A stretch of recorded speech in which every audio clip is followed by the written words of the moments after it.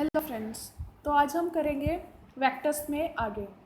तो हमने कल तक पढ़ा था यूनिट वेक्टर और मॉडुलस ऑफ वेक्टर कैसे निकालते हैं, कैसे हम उसके डायरेक्शन मैग्नीट्यूड रिप्रेजेंट करते हैं। हमें पता है कि दैट वेक्टर इज लाइक हम ऐसे रिप्रेजेंट करते हैं एक वेक्टर को। तो जो ये एरो है दैट रिप्रेजेंट इट्स डायरेक्शन, और जो ये लेंथ होगी that represents the magnitude of the vector. ठीक है, तो आज हम बात करेंगे कुछ टाइप्स ऑफ वेक्टर की। सबसे पहले है इक्वल वेक्टर्स। इक्वल हम वेक्टर को कब बोलेंगे? सपोज मेरे पास दो वेक्टर्स हैं, उन्हें मैं इक्वल कब बोलूँगी? जब सपोज ये वेक्टर ए है एंड दैट्स वेक्टर बी। इन्हें इक्वल कब बोला जाएगा? जब इन दोनों का मैग्नीट्यूड और डायरेक्शन सेम है, इन दोनों की सेम डायरेक्शन है और दोनों की लेंथ भी इक्वल है। लेंथ इक्वल होने का मतलब इनका मैग्नीट्यूड है सेम है। तो ये दोनों वेक्टर्स क्या हो जाएंगे मेरे पास? ये हो जाएंगे इक्वल वेक्टर्स। अब देखो, जब वेक्टर्स दो सेम डायरेक्शन में जा रहे हैं तो उनके बीच में एंगल कितना होता है? 0 डिग्री का। जब दो वेक्टर्स इस तरह जा रहे हैं तो इनके बीच में एंगल होता है 180 डिग्री का। ठीक है, तो इस तरह एंगल्स याद रखना कैसे होंगे। नेक्स्ट है नेगेटिव वेक्टर। नेगेटिव वेक्टर क्या होता है? एक वेक्टर जिसकी मैग्नीट्यूड तो उसके सेम हो, दोनों का जो लेंथ है वो तो सेम है, मैग्नीट्यूड सेम है, लेकिन दोनों की डायरेक्शन एक दूसरे के अपोजिट है, यानी कि इनके बीच में एंगल कितना है? 180 डिग्री, या फिर कितना बोलोगे? पाई। रेडियन की फॉर्म में कितना बोलोगे? पाई। तो इन दोनों के बीच में अगर एंगल है 180 डिग्री और इन दोनों का मैग्नीट्यूड सेम है तो इनको हम क्या बोलेंगे? Negative vector. ये हमारा नॉर्मल वेक्टर है, ये इसका नेगेटिव वेक्टर है। कोलिनियर वेक्टर्स क्या होते हैं? कोलिनियर वेक्टर्स होते हैं चाहे उनका इक्वल मैग्नीट्यूड हो, अनइक्वल मैग्नीट्यूड हो, डायरेक्शन सेम हो या ना हो। सपोज ये दो वेक्टर्स हैं, ये भी कोलिनियर है, मतलब एक लाइन में चलने वाले। ये भी कोलिनियर है क्योंकि ये दोनों एक दूसरे के पैरेलल है। यानी ऐसे वेक्टर जो एक दूसरे के पैरेलल हो उन वेक्टर्स को हम कोलिनियर वेक्टर्स बोल देते हैं। नेक्स्ट है लोकलाइज्ड वेक्टर्स। लोकलाइज्ड वेक्टर्स ऐसे वेक्टर होते हैं जिनका इनिशियल पॉइंट तो फिक्स है। सपोज यहाँ फिक्स कर दिया। अब अगर मुझे इस वेक्टर को घुमाना है ना, तो ये वेक्टर बस एक सर्कल में ही घूमेगा, इसे कहीं और नहीं ले जा सकती अब मैं। ठीक है, ऐसा वेक्टर क्या है? फिक्स है, एक पोजीशन से बंधा हुआ है। सपोज करो आपने किसी एनिमल को रस्सी से बांध दिया, तो वो उस एक पॉइंट से फिक्स हो जाएगा, दूसरा पॉइंट उसका लूज होगा। ठीक है, यहाँ से वो घूमता फिरता तो रहेगा पर एक सर्कल ही कवर कर पाएगा ज़्यादा से ज़्यादा। ऐसा वेक्टर क्या होता है? फिक्स होता है ऐसा वेक्टर। नेक्स्ट है नॉन लोकलाइज्ड वेक्टर। ऐसा वेक्टर जिसका कोई भी पॉइंट फिक्स ना हो, जो मूव करने के लिए बिल्कुल फ्री हो। आप जैसे अब उसी एनिमल को बिना रस्सी के छोड़ दो तो वो कहीं भी घूम सकता है, तो ये वेक्टर अब फ्री होगा। ये जो पोजीशन थी अब इसकी फिक्स नहीं है। ऐसा वेक्टर क्या होता है? Free vector. नेक्स्ट है position vector and displacement vector. अब ये इस चीज़ में थोड़ा इंपॉर्टेंट है क्योंकि इसके बेसिस पे आगे हम बहुत सारे क्वेश्चंस करेंगे, मतलब आने वाली पूरी फिजिक्स +1 2 इसके बेसिस पे होती है। पोजीशन वेक्टर क्या होता है? सपोज आपके पास कोई भी XY प्लेन है जो आप यहाँ पे देख रहे हो, उसमें मैंने बोला कि मैं A पोजीशन पे खड़ी थी, फिर मूव करके B पोजीशन पे चली गई। ठीक है, और O is the origin of this. अब O से A तक मेरी जो पोजीशन डिफाइन कर रहा था वो क्या था? Position vector. और O से B तक जो मेरी पोजीशन डिफाइन कर रहा था वो भी क्या है? Position vector. लेकिन A से B मैंने कितना ट्रैवल किया, किस डायरेक्शन में ट्रैवल किया, जो वेक्टर ये सब बताएगा वो क्या होगा? Displacement vector. देखो समझो, ओरिजिन से मैं कितनी दूर हूँ, किस डायरेक्शन में दूर खड़ी हूँ, वो सब जो बता रहा है वो वेक्टर कौन सा होगा? Position vector. मेरी पोजीशन डिफाइन कर रहा है वो। और डिस्प्लेसमेंट वेक्टर क्या डिफाइन करेगा? कि मैंने कितना मूव किया, किस डायरेक्शन में मूव किया। ठीक है, तो ये डायग्राम है।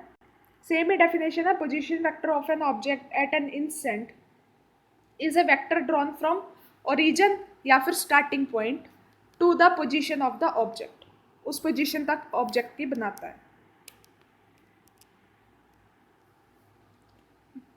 पोजीशन वेक्टर हमें क्या बताता है? डिस्टेंस ऑफ ऑब्जेक्ट ओरिजिन से या स्टार्टिंग पॉइंट से, और डायरेक्शन ऑफ पोजीशन, हम किस डायरेक्शन में खड़े हैं।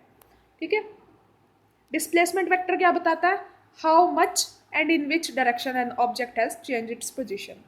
अगर मैं ए से बी पे मूव किया है तो मेरा डिस्प्लेसमेंट वेक्टर ये बता देगा कि ए से बी मैंने किस डायरेक्शन में और मैंने कितना मूव किया है। ठीक है।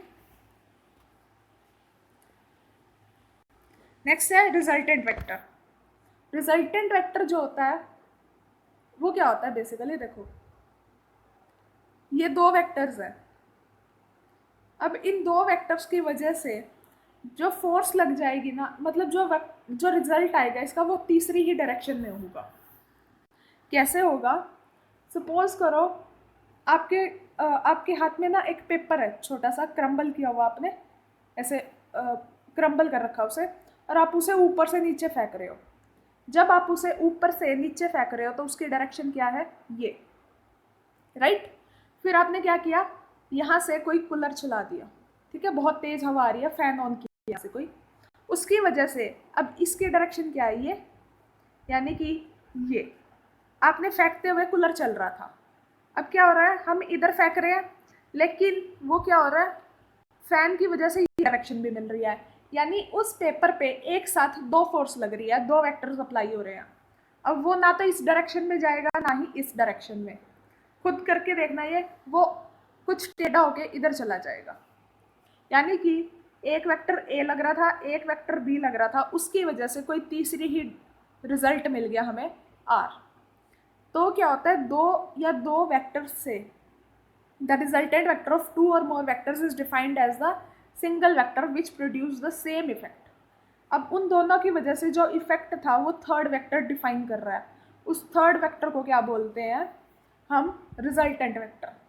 अब इस एग्जाम्पल से हमें एक चीज़ तो पता चली कि हमारा जो नॉर्मल अलजेब्रा है, सब एडिशन, सब्ट्रैक्शन, मल्टीप्लिकेशन, वो डायरेक्ट वेक्टर्स पे अप्लाई तो अब हम कर नहीं सकते।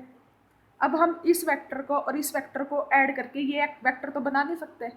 सपोज करो इस पे फोर्स लग रही है और इस पे भी फोर्स लग रही है, इन दोनों फोर्सेस को ऐड करके ये फोर्स थोड़ी बनी है, ये तो कोई थर्ड ही फोर्स आ गई है अपनी मर्जी से। दैट मीन्स यहाँ पर हमें कोई और ही अलजेब्रा काम करेगा, उस अलजेब्रा को हमें समझना पड़ेगा। और ये फैन वाला एक्सपेरिमेंट तो डेफिनेट करके देखना। हाथ में कोई भी हल्की सी चीज़ ले लेना, पेपर, कोई क्लॉथ या आपका हैंकी, कुछ भी हो हैंड में, उसे कूलर के सामने नीचे फेंक के देखना, फैन के सामने। तो जिस आप नीचे फेंकोगे ना, जैसे उसे, फैन इस डायरेक्शन में होगा तो वह डेफिनेट कहीं और ही डायरेक्शन में भागा चले जाएगा। इतना तेज भी फैन ना हो कि ये वाली फोर्स ही तुम्हारी ख़त्म हो जाए और यहाँ पे ही चला जाए सीधा। थोड़ा ठीक हो फैन, मीडियम पे, ठीक है, तो आपको पता चलेगा वो टेढ़ा टेढ़ा ट्रैवल करता कहीं और ही चला गया। एक और एग्जांपल देती है इसका। सपोज ये कोई बॉक्स है, ठीक है, अब दो बच्चे हैं, दो भाई बहन हैं, उनकी लड़ाई होगी बॉक्स पे किसी चीज़ के लिए। वो इधर से खींच रहा है इसे, दूसरा इधर से खींच रहा है, ठीक है। अब क्या होता है इसमें, कई बार सपोज करो दोनों बच्चों ने सेम फोर्स लगा रहे हैं, बिल्कुल ऑलमोस्ट, किसी की ज़्यादा नहीं है, जिसकी ज़्यादा होती है अदरवाइज उसके पास चला जाएगा। तो ये धीरे धीरे ऐसे खींच रहे हैं बच्चे इसे अपनी तरफ, तो ये बॉक्स धीरे धीरे धीरे धीरे बीच में ट्रैवल करता हुआ निकल जाएगा। दैट मीन्स उसकी डायरेक्शन तीसरी ही लग गई कोई। तो दो या, ये मैं दो वेक्टर्स का एग्जांपल दे रही हूँ, ज़्यादा वेक्टर्स पे भी हो सकता है ये। दो या दो से ज़्यादा वेक्टर्स का जब रिजल्टेंट कोई तीसरा ही वेक्टर रिप्रेजेंट कर रहा है, उसको बोलते हैं रिजल्टेंट वेक्टर। उसके लिए अब हमें नया अलजेब्रा सीखना पड़ेगा, vector addition, vector subtraction, vector multiplication, ये सब चीज़ें, ठीक है। तो यहाँ तक ध्यान से पढ़ो वेक्टर्स को, क्योंकि मैं वेक्टर्स बहुत ही थोड़े थोड़े प्रोपोर्शन में करवा रही हूँ ताकि आपको समझ आ सके। मुझे ये यूनिट जल्दी ख़त्म करने की जल्दी बिल्कुल नहीं है, क्योंकि ये यूनिट बहुत ज़्यादा इम्पोर्टेंट है और ये पेपर में कवर भी करती है अच्छे मार्क्स आपके।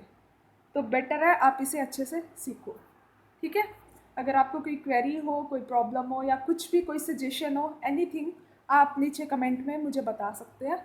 एंड आप प्लीज़ अपने फ्रेंड्स के साथ शेयर कीजिए चैनल, ताकि जितने ज़्यादा स्टूडेंट्स होंगे पढ़ने के लिए, उतना ही टीचर का कॉन्फिडेंस भी गेन होता है, उतने ही मैं ज़्यादा आपके लिए एफर्ट्स भी कर पाऊँगी। Still, I'll try my best to do anything for you. Okay? Please subscribe the channel अगर आपने अभी तक नहीं किया, and press the bell icon. Thank you.